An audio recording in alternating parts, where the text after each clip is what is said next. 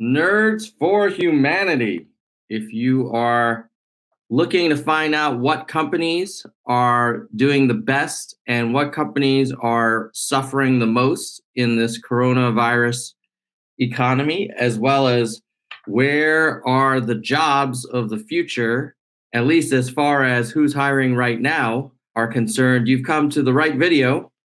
And for those of you who are new to the channel, Nerds for Humanity, two things: interviews with very interesting people like Andrew Yang, Joe Walsh, Anthony Scaramucci, Vermin Supreme, dozens of congressional candidates. That's half of what we do. The other half is charts and data, looking at interesting problems without a lot of hyperbole and emotion and partisanship, but just looking at the facts. So let's get right into it, shall we? So I asked on the community tab what you guys wanted. And you said we talked about, hey, maybe we could do a video about how healthcare works, Social Security, the COVID economy, artificial intelligence, and jobs of the past, present, and future. And people want to know about the COVID economy, which companies are winning and losing. So, by the way, if you are a subscriber, just go to that community tab and you can see future polls. And if you're not a subscriber, that's another reason to subscribe. Okay, so let's go into the first chart, which is a comparison of year-over-year activity from March 1st, 2019 to March 1st, 2020. This is looking at Yelp data compiled by the Washington Post. And where is the growth in activity? Whoa, man, if you are selling guns and ammo, you're having a very, very good year. And you're getting about 500% more interest in your wares than normal. If you're in provision of community-supported agriculture, food, this is like we're going to the bottom of Maslow's hierarchy: food, shelter, protection. So community-supported agriculture, fitness and exercise equipment. That's very encouraging that people are trying to stay fit even though they're locked in. Gunsmithing, blood and plasma donation. That's interesting. That's nice that people are thinking of giving back. Firearms training. That's great. You would hope that would be as much increase as guns and ammo.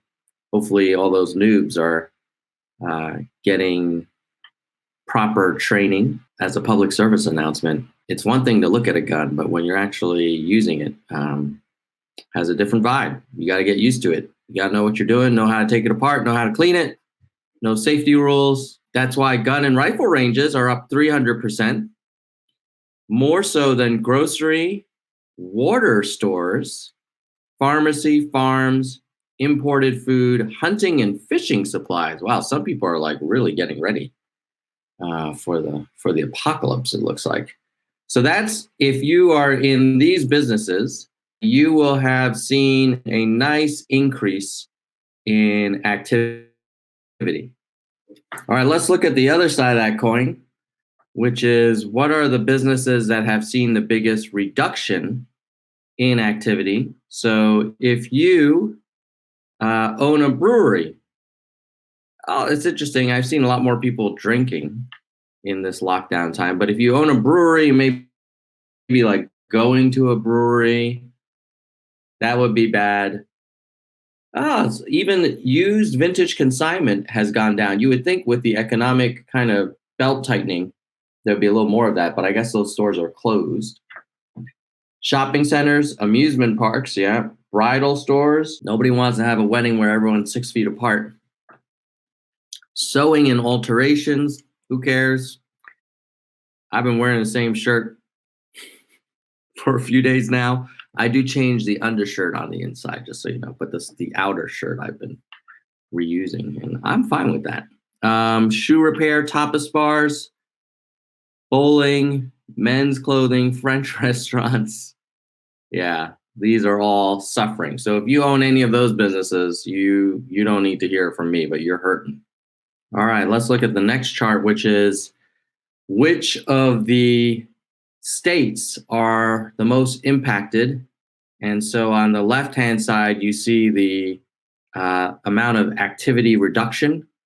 And on the right-hand side, you have the amount of cases. And obviously, New York has a lot of cases and a lot of reduction in activity. California, interestingly enough, doesn't have as many cases in New York, but has a lot more reduction in activity. And then if you look at, say, Florida, they have more cases than California, but their shutdown in activity level has been less. So that goes to show how it's not necessarily that as states get more cases, they reduce activity more. There are some states where they have had a lot of cases of coronavirus, like Florida, Georgia, Texas, Louisiana, Illinois, where there hasn't been as much reduction in activity in terms of people, going to their local businesses and such. And it's also the other side is true, where you could have California, a lot of reduction in activity, and actually not as many cases or similar number of cases as, say, New Jersey.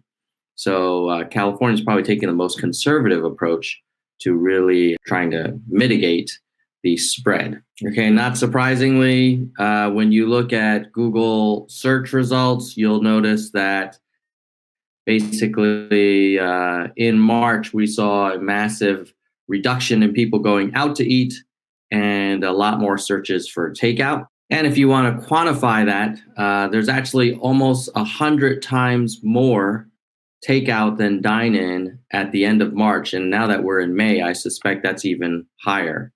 So if you're in a restaurant business, you're basically in the takeout food business. You really don't really have a traditional restaurant business at the moment. Next, let's look at who is hiring. Where are there companies that are still offering job opportunities to workers? So here is the top employers that are hiring right now. And perhaps not surprisingly, Amazon is growing like gangbusters. Anthem in healthcare, trucking, Home Depot. That's interesting. A lot of basically online shopping, healthcare, home repair. What is it? Anything? Oh, Dollar General Corporation. I was surprised. Aldi, another retailer. So I guess supermarkets type things. The Army still hiring, National Guard, and then there's some traditional tech there like Oracle. But it's looks like it's mostly essential retail that's hiring right now. Now, if you say, hey, I don't really care about the company as much as I want to know about the jobs, the actual job postings, your biggest jobs right now are nurse, truck driver, customer service rep. It's interesting in that in the long run, because of artificial intelligence, a lot of people, myself included, feel that truck driving, customer service rep, drivers in general will be have difficulty. But as you can see, for right now, we do need a lot of goods moving back and forth. So truck driver is the second most available job after nurse. And then customer service rep, probably because people are not going into the store as much. So they have to contact, someone on chat or phone, that kind of thing. Software engineer still strong. Retail sales associate, that's surprising that that's still there. This was taken at the end of March. So it's possible that some of these things may have changed. But those are some of the top jobs. I would say for sure, there's always been a great demand for nurses. And in this day and age, there's probably even more so. And lastly, let's look at what investors think are the most promising companies and the companies that will be most harmed because of this crisis. Here we have from Forbes, this was published in April, a list of the companies that have done the best. Pharmaceutical company, biotech company that's working on coronavirus treatment, Citrix that does cloud computing, helping people work from home, Norton LifeLock, Cyber safety, clicks, digital realty trust. Oh, real estate. Interesting. More dividend safety than rivals. Biotech, Gilead Sciences, Clorox. Clorox is a hot stock. NVIDIA graphics chip for all you live streamers or video gamers. SBA Comms, basically infrastructure. And T-Mobile, Schmucker. I think they make, that's the jelly company, huh? That's interesting. And then Amazon's up. Now on the other side, who's losing? Apache Corp. That's in the energy sector. Yeah, anybody dealing with oil. There's not a lot of people flying, not a lot of people driving around.